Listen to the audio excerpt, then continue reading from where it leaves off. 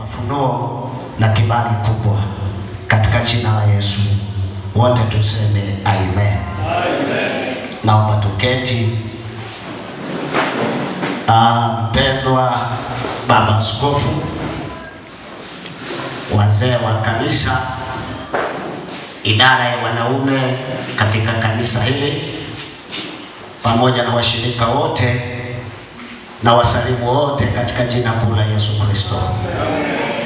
Jambo la kwanza, namshukuru askofu kunipa kibali na kuniruhusu nije kwa ajili ya siku hii maalum ya idara ya wanaume, na kwa sababu mimi nimeteuliwa kuwa mkurugenzi wa idara ya jimbo.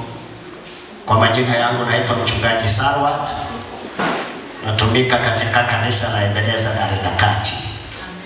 Bwana Yesu asifiwe. Nikushukuru askofu. Ni mara ya kwanza mimi kuwa mkurugenzi na kanisa la kwanza ambalo nimesimama nikiwa mkurugenzi wa idara ya wanaume ni kanisa la askofu. Pe Yesu makofi. Jana alikuwa ananiambia kidogo jambo lao ambalo wanafanya wanaume wamesogeza nyuma. Mimi nilishukuru. Unajua ukiongea nyuma ya safari maneno yatakuwa yanaenda mwaka mwingine, kwa sababu hii jambo ni mpaka mwakani tena. Nikamwambia, maana waya wanasema uje siku ya tukio, nikasema hii kabla ya tukio ndio nataka. Maana nikiongea kabla ya tukio vitu vingine ambavyo havijakaa vizuri vitakaa vizuri. Sema amen. Amen. Hebu wanaume wote wasimame. Tukisema wanaume pamoja na vijana. Kiswahili ya wanaume mjua. Ni pamoja na vijana, uwe shuleni wewe ni mwanaume. Tukisema mvulana, wazee, ile ina tofauti. I say. Aha. Hapa inaonekana wanaume mko wengi sana. Hebu mpeni Yesu makofi. Tukae. Hebu viongozi wa wanaume wasimame. Hawa ndio marafiki zangu. Simameni viongozi wa idara hii ya CMF. Wewe ndio mkurugenzi. Makamu wewe hapo. Katibu, asante sana mwalimu, rafiki yangu. Sema amen. Amen. Sasa hii idara ina watu wakubwa wenye vitambi. Si idara nzuri jamani. Kiangalia kitambi iko hapa, kitambi mzee amepiga suti karibu na sauti ya kuwa mchungaji siku za usoni. Hebu tumpe Yesu makofi kwa ajili ya idara nzuri. Jina la Bwana libarikiwe. Kwa hiyo mimi niseme kwamba kwanza nishukuru kanisa hili, kwa sababu kanisa hili sasa ni kanisa kubwa. Hata kama hamtaki, ukubwa mara nyingine unalazimishwa. So unajua, kwa sababu kanisa leo ni kanisa la askofu. Huwa tunaita darasa shamba au shamba darasa kwa kila kitu. Mimi nakumbuka nilikuwa mwaka gani wakati askofu ni mwangalizi, wakati makanisa mawili yalichaguliwa katika jimbo hili kutoka taifa. Kanisa la kwanza ambaye ilikuwa na sifa ya kutosha ni ya Pala, lakini la askofu kala iliwekwa ya kanisa kubwa, sio ina sifa. Askofu yeye ana sifa, akaingia kwa kofia yake kwa kanisa kubwa. Mnanielewa? Lakini kama unanielewa punga mkono wako na mimi. Kwa hiyo kanisa inajulikana kutoka taifa moja kwa moja. Yesu makofi hata ile furaha. Haleluya. Wewe vitu vyenu mnavyofanya, mnafanya vitu vya viwango. Hata kama mko wachache, mara nyingine unakuwa ukialikwa, kwa mfano ukaalikwa katika jambo lolote au sherehe, wewe kwa sababu umealikwa unajitahidi, si ndio? Kwa hiyo ninyi sasa ni watu wakubwa. Mwambie jirani yako, sisi ni watu wakubwa.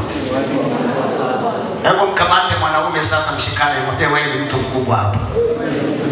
Acha kufanya vitu vya kitoto. Utaaibisha kanisa, utamwaibisha na askofu. Sema amen. Mimi nishukuru mmeahirisha. Na baadaye nitajua mnafanya nini. Mimi ndo mkurugenzi. Kama mnafanya dhaifu tunafuta. Sawa? Amen, ndio hiyo. Sema amina. Amen. Sasa kanisa la askofu inatoa zawadi mdogo. Ambaye hata mara nyingine yani hapa lazima kwa sababu ninyi sasa mmeshakuwa watu wakubwa, kwa hiyo mfikiri kiutu upya kwa kila kitu.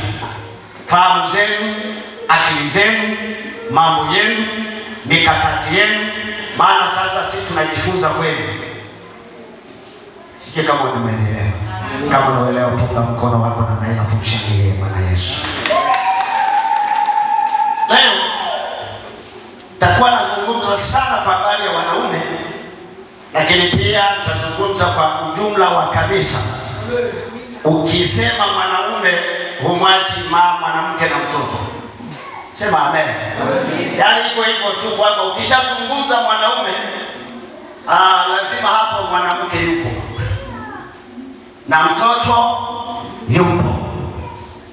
Kuna andiko letu, kichwa cha somo utaandika. Kuna andiko ambayo tunatembea nayo miaka miwili.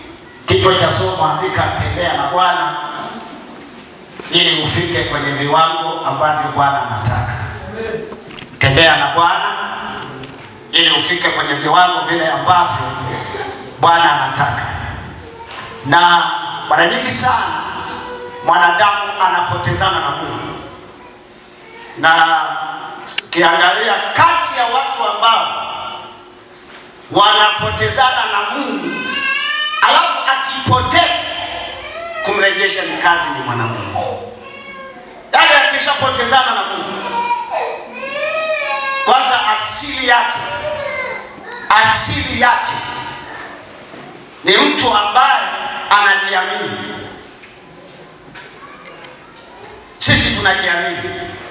Yaani mwanaume hata kama hana Yesu anajiamini tu. Hata kama hana Yesu. Na ndio maana hata mwanamke anapotembea usiku anaamua kumwambia kijana wake nisindikize. Lakini kimsingi yeye ndio alitakiwa kumsindikiza mtoto. Tukaongea lugha ya kawaida. Sio? Si kweli? Lugha ya kawaida yeye mama si mkubwa. Ndio anatakiwa kumsindikiza, lakini nakaa hivi. Anamwambia kijana wake naomba tunataka niende mahali saa hizi ni usiku twende wote. Akiwa na yule kijana ambaye ni mwanaume kabisa na cheo chake. Mwanamke anajisikia vizuri, niko mahali salama. Si kweli jamani? Kwetu sisi wale wa zamani, kwa lugha yetu baadaye tatafsiri. Unauliza, unasikia sauti ya watu kule wanatembea, alafu unamuuliza mama au unamuuliza mwanamke, wale ni kina nani? Mwanamke mwenyewe anasema wale sio watu, wale ni wanawake. Kama uko kakangamia? Hisi ndio kweli? Wale sio, anasema sio mwanaume. Angekuwa mwanaume na watu huyu. Hawa anamshusha. Mwanamke mwenyewe anasema wale sio watu. Ni wanawake. Kwa hiyo falsafa ile ya Agano Kale kwamba wanaume wanapohesabiwa wakati wa kula mkate wanasema walikula watu 5,000 wanaume tu. Lakini katika ile kula wanawake walikuwepo. Sije kama mwanaume ananielewa vizuri. Adoro rasukuna kusogelea. Sijui kama unaelewa kwamba pale kulikuwepo watoto, kulikuwepo na wanawake, lakini walihesabiwa wanaume. Sema amina. Wewe soma maandiko kama ni makini sana. Mungu anakasirika wakati mwanaume akifanya kosa haraka sana. Mungu anakasirika wakati mwanaume akifanya kosa. Lakini wakati mwanamke akifanya makosa ile ya kawaida, kuna ile makosa ya kijumla. Si unajua? Kuna ile ya mtu binafsi sawa. Kuna kosa fulani la jumla. Akikosea mwanamke, Mungu anasubiri hebu mwanaume anasemaje. Twende hebu tuongee, baadaye tutasoma. Alipokula tunda Hawa, Mungu alitoa hukumu. Anasubiri Adamu afike kwa Adamu. Adamu anasemaje? Ulize mwanaume wewe unasemaje? Kwanza uliza maswali matatu. Kwanza muulize unaona nini? Unasikia nini? Alafu muulize unasemaje? Alafu asikujibu.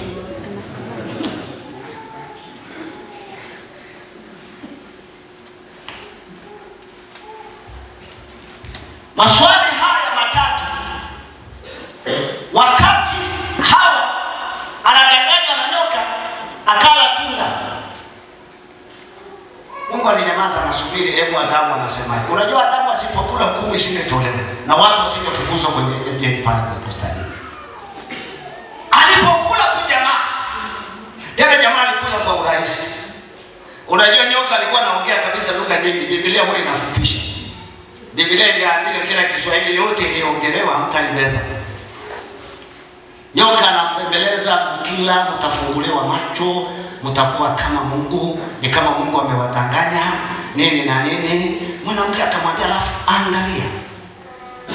Unajua aliyeongea na shetani moja kwa moja duniani ni mwanamke, sio mwanaume. Hiyo mnajua?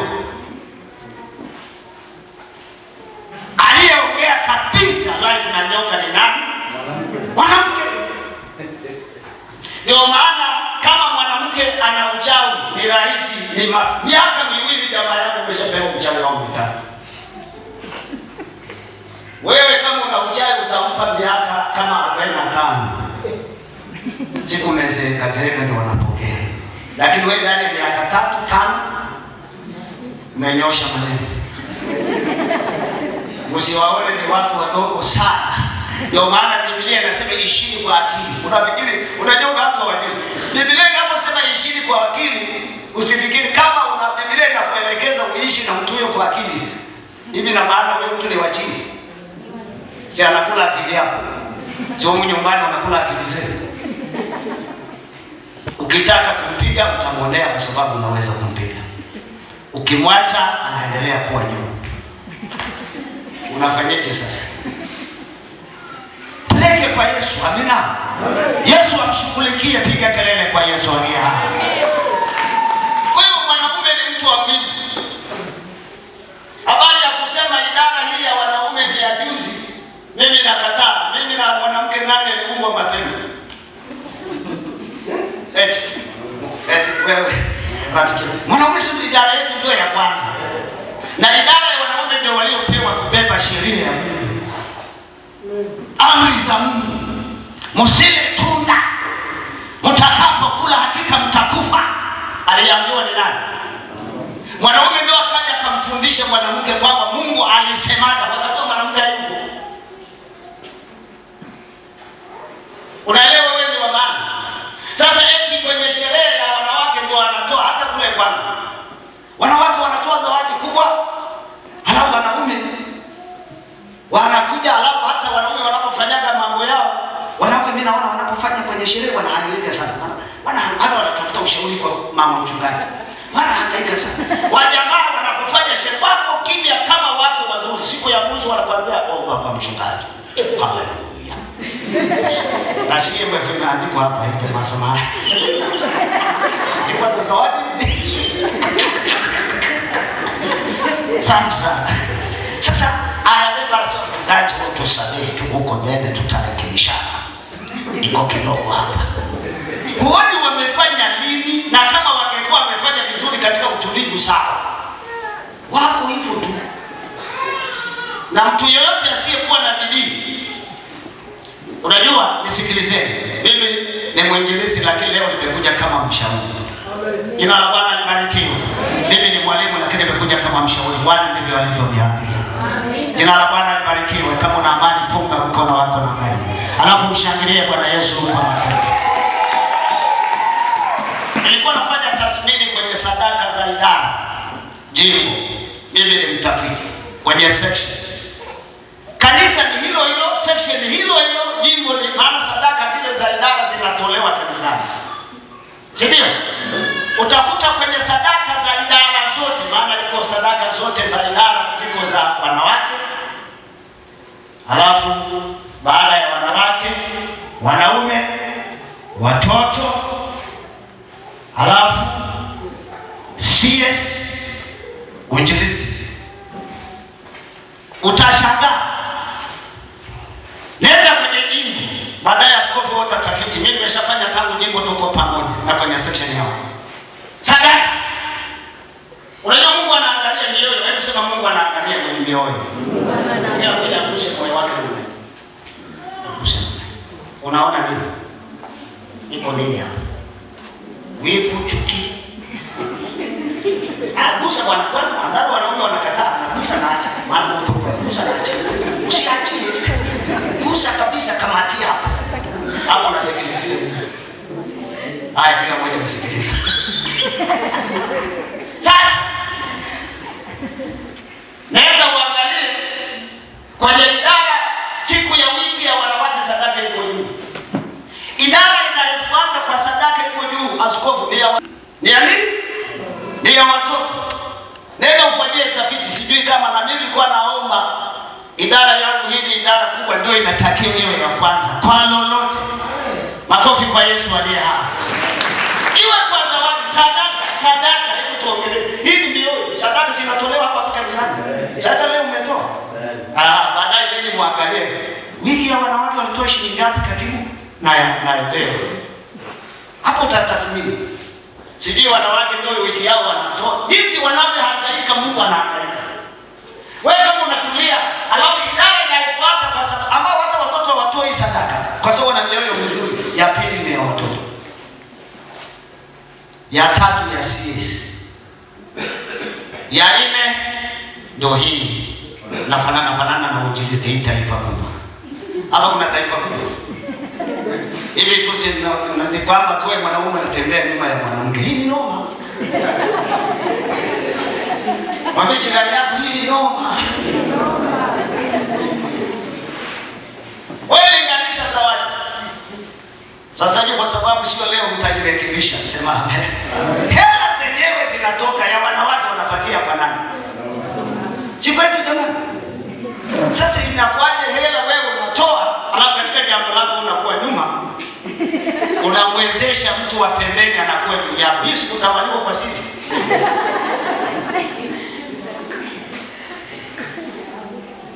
Niseme au nisiseme? Wanaume wamenichukia. Nitaondoka. Na nitabaki mkurugenzi kwa miaka yote. Haleluya. Nataka sisi wanaume tuwe watu wa mbele kama Mungu alivyotuweka nafasi ya kwanza. Shangilie Bwana Yesu kwa makofi. Hebu tusome. Umeshaandika kichwa cha somo. Hebu soma andiko ambalo tunatembea nalo kwa miaka miwili. Hebu tuone pale. Kitabu cha Korinto wa kwanza. Mlango wa 11 samahani. Mstari wa 7. Lakini baadaye tutaenda mpaka wa 12. Andiko la msingi ambao unatakiwa kukariri wewe mwanaume. Wanawake ya kwao wanasemaje? Wanawake watangazao habari njema ni jeshi. Sisi ni taifa. Sasa taifa na jeshi nani wakubwa? Utasoma uone kwamba mwanaume ni mkubwa. Nasoma. Biblia inasema kwa maana kweli haimpasi mwanamume kufunikwa kichwa. Haipasi mwanamume kufunika kichwa. Kwa nini? Kwa sababu yeye ni mfano wa utukufu wa Mungu. Yeye ni mfano wa utukufu wa Mungu. Lakini mwanamke ni utukufu wa mwanamume. Basi kwanza kuambia hapo tutaendelea. Hebu rudia tena. Ili kila mmoja akae kwenye nafasi yake. Kila mmoja akikaa twende kusoma. Kwa maana kweli haimpasi mwanamume haimpasi mwanaume kufunikwa kichwa. Kufunikwa, sio kufunikwa kichwa. Kwa sababu gani? Kufunikwa kichwa kwa sababu yeye ni mfano wa utukufu wa Mungu. Yeye ni mfano wa utukufu wa Mungu. Lakini mwanamke utukufu wa mwanamume. Basi bwana, mwanamke unasikia? Mwanamke ni utukufu wa mwanamume. Lakini mwanaume ni utukufu wa nani? Wa Mungu. Nani hapa mkubwa?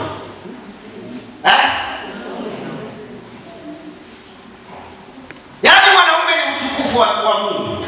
Mwanamke yeye anachukua utukufu wa mwanaume. Ndio maana huwa katika somo la ndoa anapofundisha, hiyo nguo uliyovaa bila wajao wana mwanamke, hiyo nguo aliyovaa mume wako ameikagua. Wewe ni utukufu wa mume wako, ameikagua kwamba ndio nguo sahihi unatoka kwa watu. Lakini kama ndoa yenu haikai vizuri, hamkaguani, kila mmoja anaamua kujitokeza. Lakini wewe mwanaume, wewe ni utukufu wa Mungu. Haya, endelea mstari unaofuata. Mstari wa 8. Maana mwanamume hakutoka katika mwanamke. Mwanamume hakutoka katika mwanamke, bali mwanamke katika mwanamume. Bali mwanamke katika mwanamume. Unaona?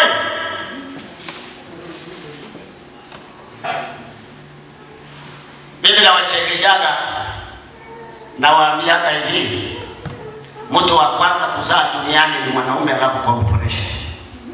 Tutaona kwenye Mwanzo. Sio mchezo, sema sio mchezo. Sio mchezo.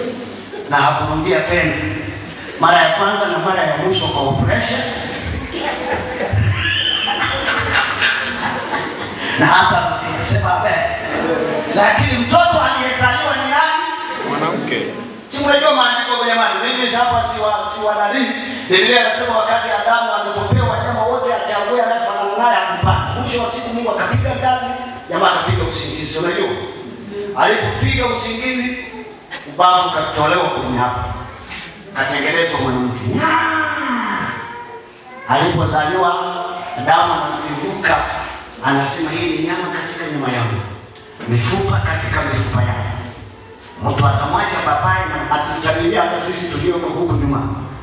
Akasema ataitwa mwanamke. Jina la mwanamke ulipewa na mwanaume.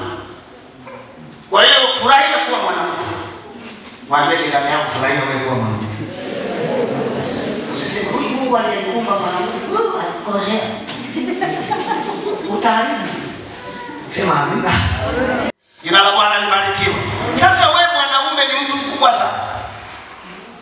Wewe ndio mwanamke ametokana na wewe. Alafu wewe ndio unafanya vitu vya chini, mwanamke anafanya vya juu. Siku moja mwalimu mmoja akasema, alifanya mtihani mmoja wa mashindano ya matoleo. Akasema leo kama askofu anavyosema, mwanaume hata uhubiri akilia siku hiyo, sio amelia kwa sababu ya injili. Amelia kwa sababu kuna mambo imejaa kwenye kichwa yake.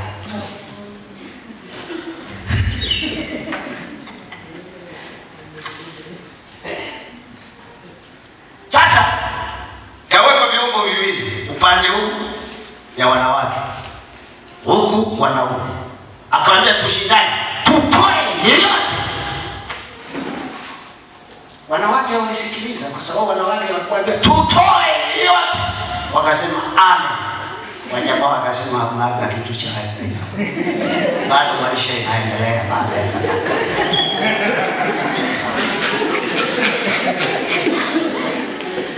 Unajua kuna falsafa tunatumia kwamba wakati unaabudu kama unakufa sasa. Hii kwa wanaume hii. Lakini kama unafanya kazi kama unaishi milele. Hii kwa wanaume hii. Wewe katoa. Yaani ikafafanuliwa na dini na lugha zote na Kiswahili yote na majasho yote. Na anasema amen, mzee tumekusikia, twende kazini. Kasema sasa tupeleke sadaka zetu kwa Mwenyezi. Wakazipeleka. Zikahesabiwa, ya wanawake ni karibu mara 3. Ya wanawake ni wanaume roho, ikawekwa pale, chombo ikawekwa tena zote. Wakasema sasa mara hii tena chombo cha wanaume, chombo cha wanawake. Tupeleke wajamaa wanayo. Chombo cha wanawake ilibaki kama maana walimaliza yote. Wajamaa nayo walifanyaje? Wanayo walipeleka tena. Kwa kila mmoja na namna yake, sema amina. Haleluya. Haleluya. Punga mkono wako namna hii alafu mtukuze Bwana Yesu. Sasa leo iko hivi, chombo iliweka, malengo mliweka. Kwamba kila mwanaume sasa badilisheni, hii ni mara ya pili. Kuongeza imekuja, badilisha sura. Mwambie mwanaume badilisha hapo ulipo sio sahihi. Wewe unamiliki kila kitu. Unamiliki nchi, yaani amri zote. Nenda kasome. Aliambia Ibrahimu kumiliki vitu ni Ibrahimu. Ni sawa. Ibrahimu. Hebu soma Mwanzo 12 mstari wa kwanza mpaka wa 3. Abrahamu. Bwana akamwambia Abrahamu, leo ni wewe. Nisikilize. Toka wewe katika nchi yako. Toka wewe katika nchi yako. Na jamaa zako. Na jamaa zako. Na nyumba ya baba yako. Na nyumba ya baba yako. Uende mpaka nchi itakayokuonyesha. Uende mpaka nchi nitakayokuonyesha. Nami nitakufanya wewe kuwa taifa kubwa. Sikiliza. Anayeambiwa hapa ni nani? Nani? Hebu sema Ibrahimu. Ibrahimu wa leo ni nani? Ni wewe mwanaume. Nitakufanya wewe kuwa taifa kubwa. Na kukubariki na kulikuza jina lako. Na kukubariki na kulikuza hiyo jina lako la mwanaume. Nawe uwe baraka. Nawe uwe baraka. Tosha. Wanaume wangapi majina yao ya kuuza? Hamtaki hata majina ya kuuza. Wewe sikiliza. Unajua nini? Hebu nisikilize. Sasa hivi katika dunia ya kawaida inatafutwa uwiano, usawa. Sio? Sema amina. Amen. Na kwa nini Mungu anaruhusu lugha hiyo hata katika utawala? Huko kanisani sisi kila mmoja hatutafuti uwiano kwa sababu Mungu alishaweka uwiano. Mwanaume ni mtawala. Yaani hii ilikuwa ipiga haina Kiswahili mbele. Lakini sema amen. Amen. Haleluya. Yaani itabaki kwenu, lakini kama mwanaume atakaa katika njia za Bwana, atatembea na Bwana kama maandiko yanasema. Atatembea na Yesu, atakaa katika kanuni ya Yesu. Yeye atakuwa mtawala tu hapa duniani na mbinguni Mungu anampa nafasi ya kutosha. Mpe Yesu makofi na vigelegele. Lakini ukizembea, mtu mmoja siku moja pale jamaa mmoja akaja pale. Ikiwa kule mama. Watu sio hawa jamaa wameingia kwa namna ya kanisa. Naongea wachungaji wakatusanya sisi viongozi wa kanisa. Anataka yeye namna ya kupata hela kule yeye. Anataka achukue nini? Ila kuna neno amezungumza mimi kakamata. Katika kuzungumza akasema, unajua wewe kama huna malengo na maisha yako, mtu mwingine ana malengo na maisha yako. Hiyo ndio imekaa kwenye kichwa yangu tangu miaka wa nilikuwa 98 au kama sio 98 ni 2000. Kama wewe huna malengo na maisha yako, mtu mwingine ana nini? Ndivyo ilivyo kanuni ya Kristo. Kama wewe huna malengo na maisha yako, shetani ana malengo na maisha yako. Lakini kama wewe una malengo na maisha yako, umesimama kwenye kanuni ile ya Mungu, shetani hana nafasi. Maana kila akiona mlango umefungwa. Kila akija mlango umefungwa.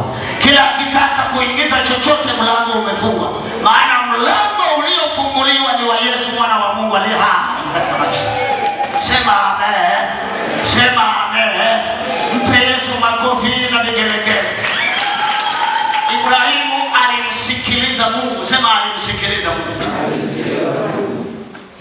Sasa Mungu alisema naye, nitakufanya kuwa taifa kubwa. Nitalikuza jina lako. Utakuwa mtu wa baraka. Ibrahimu akakamata hiyo. Akaondoka. Huko Mungu anakotaka akaenda. Alipoenda kule ndivyo Mungu alivyombariki. Sema amen. Mwambie jirani yako msikilize Mungu. Mwambie acha fujo. Haleluya. Hapa tuna Bwana mmoja, Yesu mwana wa Mungu aliye hai. Biblia anasema wewe mwanaume ni utukufu wa nani? Hapo endelea kwenye ile Korinto, turudi kule. Pale mstari michache mpaka 12.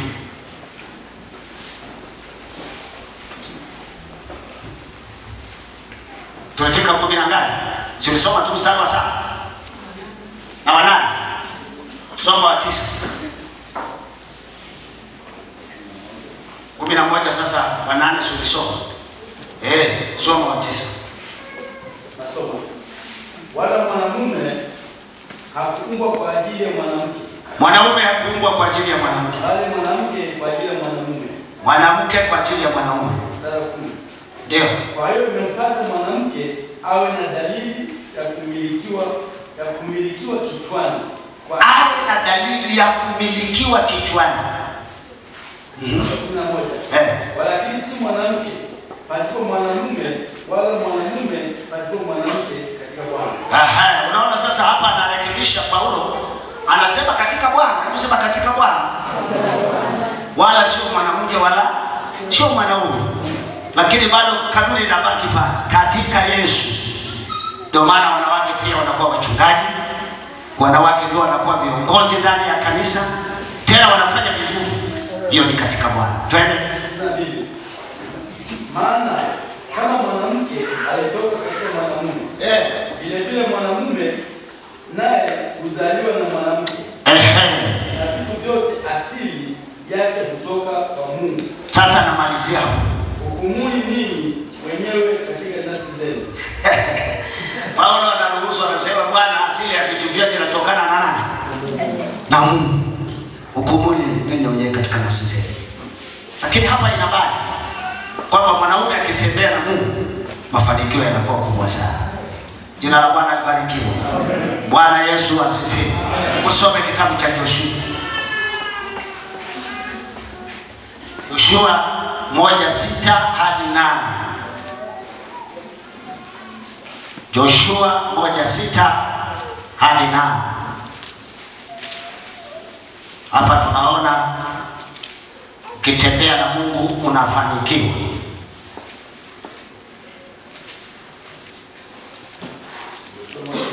Joshua 1:6 hadi 8.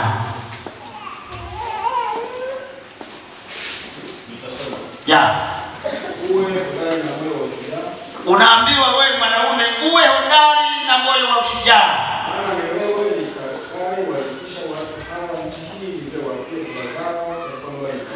Ndio. Uwe hodari tu na ushujaa mwingi. Waangalie kutenda sawasawa na sheria yote aliyokuamuru Musa mtumishi wake. Ndio. Usiache kwenda mkono wa kuume au wa kushoto. Bali kufanikiwa sana kila kuendako. Ndio. Kitabu hiki cha Torati kisiondoke kinywani mwako. Bali yatafakari maneno yake mchana na usiku. Yatafakari maneno yake mchana na usiku. Bado kuangalia kutenda sawasawa na maneno yote aliyoandikwa humo. Maana ndipo utakapofanikisha njia yako. Kisha ndipo utakapostawi sana. Hebu sema utakapostawi sana. Uwe hodari. Hebu sema uwe hodari na moyo mkuu. Hii ndio kauli ya mtu anayetembea na nani? Na Mungu. Anakutana na mambo magumu, anakutana na vitu vigumu mbele yake, lakini anabaki kuwa hodari katika Bwana. Mshangilie Bwana Yesu kwa makofi. Anasimama na Bwana. Joshua anaambiwa uwe hodari. Wewe ndio utakaowarithisha watu hapa. Lakini sheria ya Mungu isitoke katika kinywa chako. Yatafakari mchana na usiku. Ukiendelea anasema uweze kusoma na kutafakari unapokaa katika nyumba yako. Mwanaume ndio anayetakiwa kufundisha sheria ya Bwana kwa familia yake, namna ya kumtumikia Mungu. Sema amen. Saa ya shughuli na matangazo ya katibu. Saa ule mchana mchango wa mwaka jana unadaiwa, kwa sababu mwanakijiji lazima akamatwe saa yoyote. Sasa mkija namna hii, sisi wapendwa, Bwana anasema na sisi, kila mmoja anaangalia hitaji katika nyumba ya Bwana, anaona hili hitaji muhimu, anajitoa kwa hiari yake mwenyewe. Shangilie Bwana Yesu kwa makofi. Haleluya! Punga mkono wako, mshangilie Yesu aliye hai. Yaani mtu anajitoa. Vitu vingi ya hapa, kuna kazi. Hebu angalia. Kazi iko nyingi. Mahitaji yako mengi. Nani anajitoa kwa hiari? Haleluya. Hebu niwaulize tu swali moja. Katika wewe kuwa Mkristo kwa miaka yote, acha hii tunasema tunajenga nyumba, tunanunua vyombo hizi kwa pamoja, nani aliwahi kuona mwenyewe Bwana amesema na yeye alafu akafanya mwenyewe akaleta sadaka yake kwamba hii madhabahu nimenunua mwenyewe, hii nimefanya? Nani aliwahi kufanya chochote kwa hiari yake? Hapa tujue wapendwa na wanakijiji, msema kweli mpenzi wa nani? Hebu aliyefanya kwa hiari. Si unaona mtu mmoja? Sema amen. Haleluya. Haleluya. Lakini mambo mengi mmefanya. Maana kama mmenunua vyombo, mmenunua viti, hii ni ya pamoja. Lazima Mungu, kama wewe unasikia, haya masikio kama yanasikia naitwa masikio. Kama hayasikii tunaita mashikizio. Samahani, lakini sema amen. Sema amen. Wewe una masikio au mashikizio? Shikamoo mzee. Haya masikio kama yanasikia naitwa masikio. Kama hayasikii tunaita mashikizio. Sikia neno la Bwana. Huwa Mungu anasema, sema amina. Hata alisema wiki iliyopita, hata alisema mwezi uliopita, hata leo Mungu atasema na wewe, maana tutakwenda kumwomba Mungu ili Mungu akufunulie jambo la kutenda. Piga kelele kwa Yesu aliye hai. Hello. Sema amen. Mwambie jirani yako na masikio au mashikizio. Mwambie sikia neno la Bwana. Sikia neno la Bwana. Lazima Mungu aseme kama alivyosema na Joshua. Amen. Alivyosema na Ibrahimu. Sema amen. Amen. Kwa namna yako Mungu aseme. Na ukiona kanisa watu wanafanya vitu kwa hiari zao, hiyo kanisa ni hai. Mungu yuko hapo. Amen. Shangilie Bwana Yesu kwa makofi mengi. Jina la Bwana libarikiwe.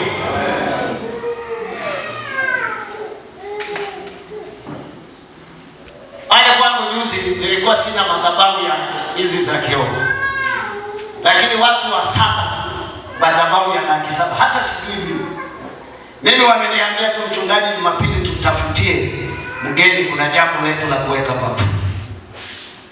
Ninaona Jumapili imeletwa madhabahu ya Laki7 wa mama, alafu sio wanaume. Nini tu hiyo? Sema amen. Wa mama tu, mwanaume hakuna. Binti moja amenunua sofa ya Laki2 akaleta kanisani, mwanamke, alafu hajaolewa. Lakini wanaume na suruali wapo tu. Bwana huwa asemi. Ila baadaye mwanaume mmoja akakasirika. Maana unajua vitu vikiwepo, unajua ikiwepo mwanaume mmoja juzi, ndio maana jana alikuwa anaweka vyoo hapa badilisha. Mwanaume mmoja tu akakasirika. Mwalimu alipoona siku hiyo tunaweka madhabahu watu, yeye akasema, haya madirisha yote ya upande huu 5 nitaweka vioo. Aliguswa na mwanamke. Maana kati ya wale walionunua madhabahu mke wake yupo na hajui, na anakutana nayo kabisa. Wakati mimi nawaita, anaona mke wake naye. Wale waliofanya tendo hili, kama madhabahu ya Laki7 wao wako 7 si laki. Mimi sijui umechangia shilingi ngapi, sina haja ya kunani. Anaona na mke wake naye anatoka. Jamaa akaangalia mimi na heshima yangu. Alafu yeye pale ni headmaster. Ukichanganya na hiyo yote jamaa kakasirika. Kasirika. Sema amen. Amen. Mwambie jirani yako kasirika. Kasirika. Hasira njema. Haleluya. Kwa hiyo kupitia ushawishi huo tukapata upande mmoja madirisha 5 vioo ya kutosha. Baadaye sasa kwenye baadaye nilipoona imebaki madirisha mengine upande huu, basi mimi nikasema nitashika moja mpaka mwangalizi mmoja. Sasa hapo hata kwa madirisha wote, sasa kwa madirisha mwanamke ni mmoja. Wote wanaume tulikamata madirisha tulipokasirika. Sasa uongozwe na mwanamke, si hapa tayari umeshatuongoza. Hata katika wale 7 mke wangu yupo hajaniambia lolote. Mimi sijui wanaruhusi naye wakamwambia usimwambie mchungaji.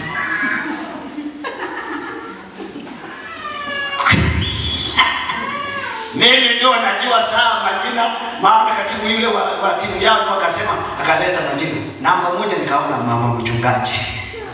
Sasa nasoma mama mchungaji fulani. Yaani hivi vitu lakini sema amen. La amina. Wakati mimi nimefika Dareda, lakini mimi ndio nilifanya na mke wangu mfano kubwa kwa sababu vitu vingi pale si tulifanya.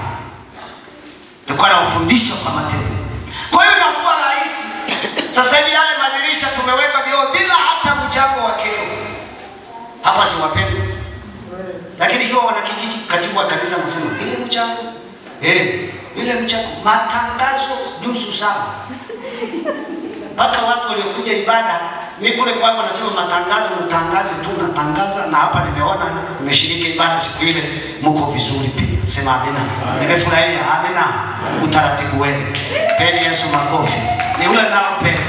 Leo tumekuta, lakini siku ile nilipokuja ziara hapa nilikuta katibu alitangaza tu, mambo yalienda dakika chache, watu wanafanya vitu vyao, maana wana akili yenye akili. Katika Petro wa kwanza sura ya kwanza mstari wa 15 na 16 Biblia inasema iweni watakatifu kama mimi nilivyowaita nilivyo mtakatifu katika mwenendo wenu wote. Petro wa kwanza sura ya kwanza mstari wa 15 na 16. Tasoma kwa wakati wako kwa ajili ya muda, maana tuna maandiko mengine ya kusoma. Jambo la pili kati ya mambo matatu, mwabudu Mungu wa kweli. Namna unavyoabudu ndivyo utakavyotembea na Mungu katika ibada. Injili ya Yohana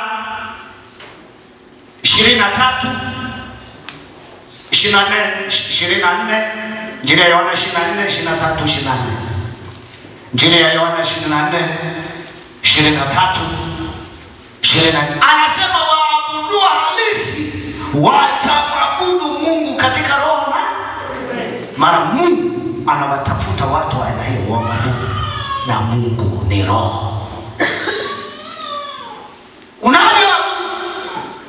Unatembea na Mungu katika ibada.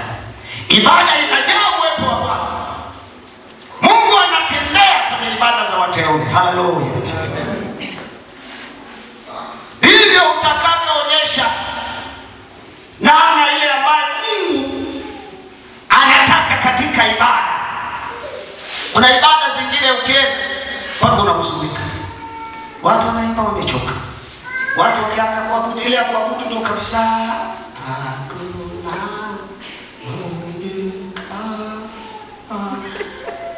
Mtu asifa mwenyewe ameshachoka, ameshajeruhiwa moyo, anakuja kupumzikia hapa.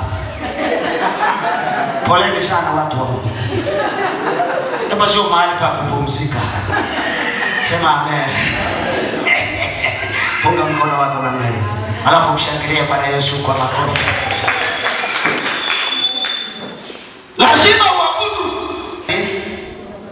Mathayo 6:19 hadi 21. Mtu mmoja alisome. Hii naomba tusome.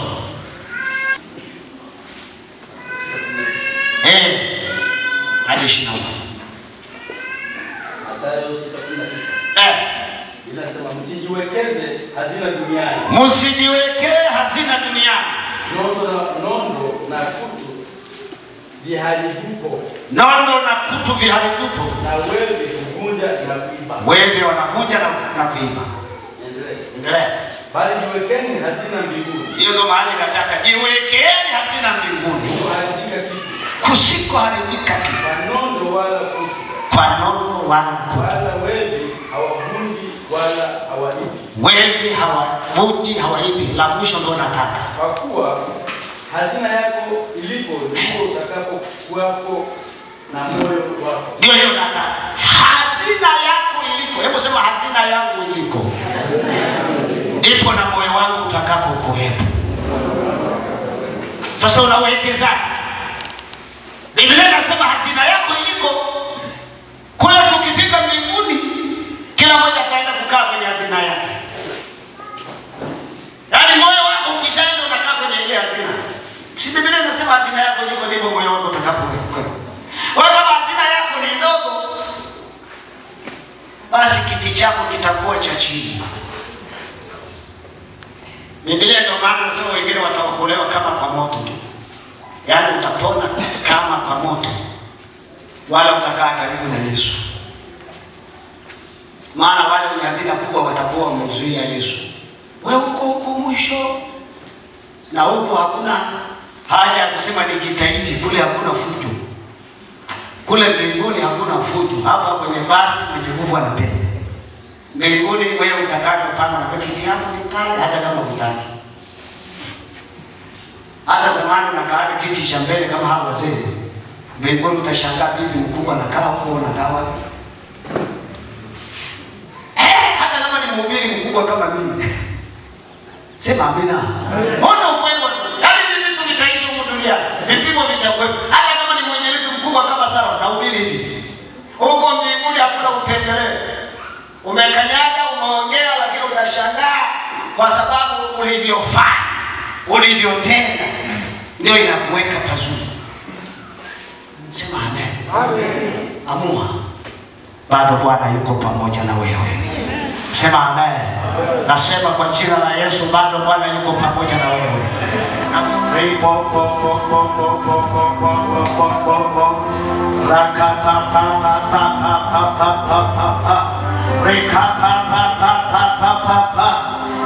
Sikilize Mungu. Tembea na Mungu leo. Nilishakufundisha. Mungu ataamua kuweka kitu cha tofauti. Kaa kwenye kanuni. Uponyaji ni haki yako. Uzima ni haki yako. Baraka ni haki yako. Utumishi ni haki yako. Huduma ni haki yako. Wanakuguse. Wanakuguse. Wanasema inua mikono yako juu. Watu wote kwa kumheshimu Mungu. Oh hallelujah. Oh hallelujah, hallelujah, hallelujah, hallelujah, hallelujah, hallelujah. Tuko mbele zako Yesu, tuko mbele yako Yesu. Watumishi wako wako hapa. Wanatafuta kibali, wanatafuta uso wako. Wanaenda na mkutano wako sasa. Rabo sakarabo. Shida baba.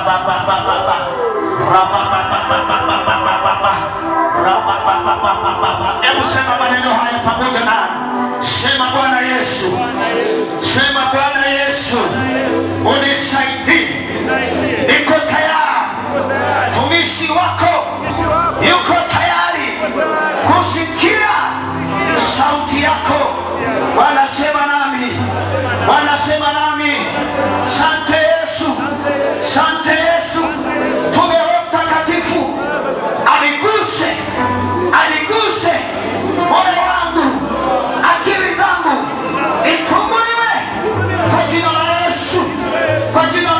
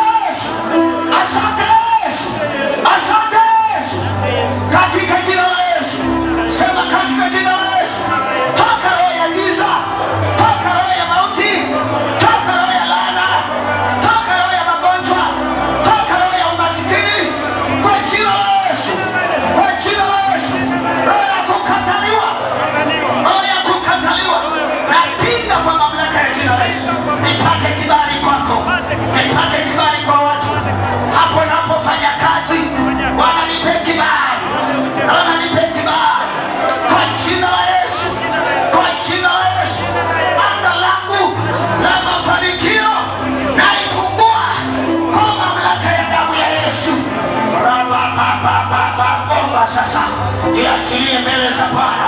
Bwana anasema na mtumishi wake, Bwana anasema na moyo wako. Come on, come on, come on, come on, come on. Hiyo Mungu inakuja juu yako. Bwana shuka.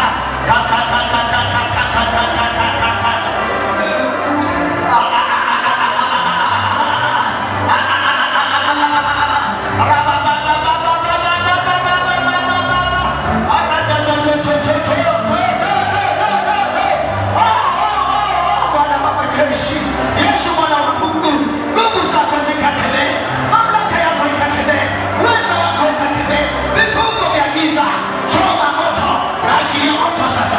Naleta serikali ya mbinguni, naleta serikali ya mbinguni, naleta serikali ya mbinguni, naleta serikali ya mbinguni. Moto fire, moto unatembea, moto unatembea, moto unatembea, nguvu za Mungu zinatembea, mamlaka ya Bwana inatembea, uponyaji wa Bwana unatembea. Hiyo Mungu inakuja. Come on, come on, come on, come on, come on. Eka pa pa pa pa pa pa. Ra pa pa pa pa pa pa pa. Hallelujah, hallelujah, hallelujah, hallelujah, hallelujah.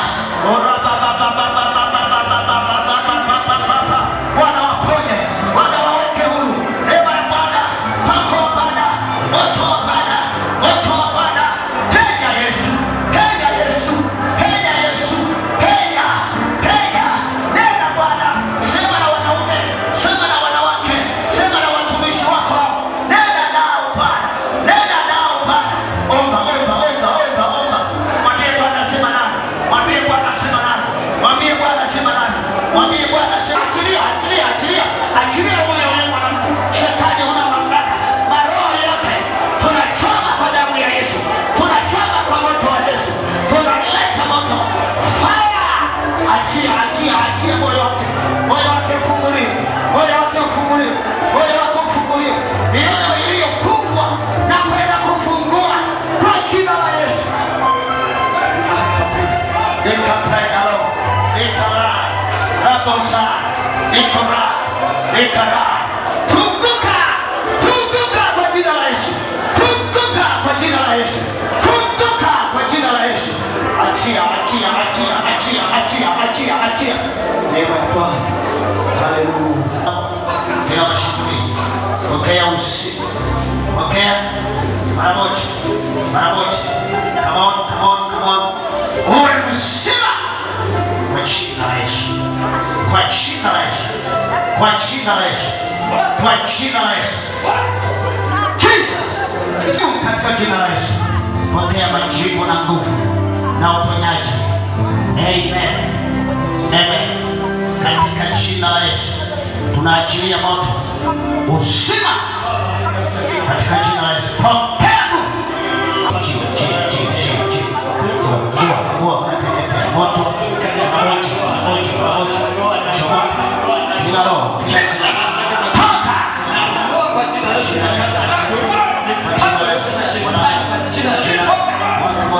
Pokea ushindi, pokea wanalewa hapa, wasiogope. Hiyo nguvu inaikuja, moto, moto, fire, na jina la Yesu. Toka kwenye biashara, nashambulizi katika kila aina ya magonjwa, kila aina ya magonjwa, kwa jina la Yesu. Pokea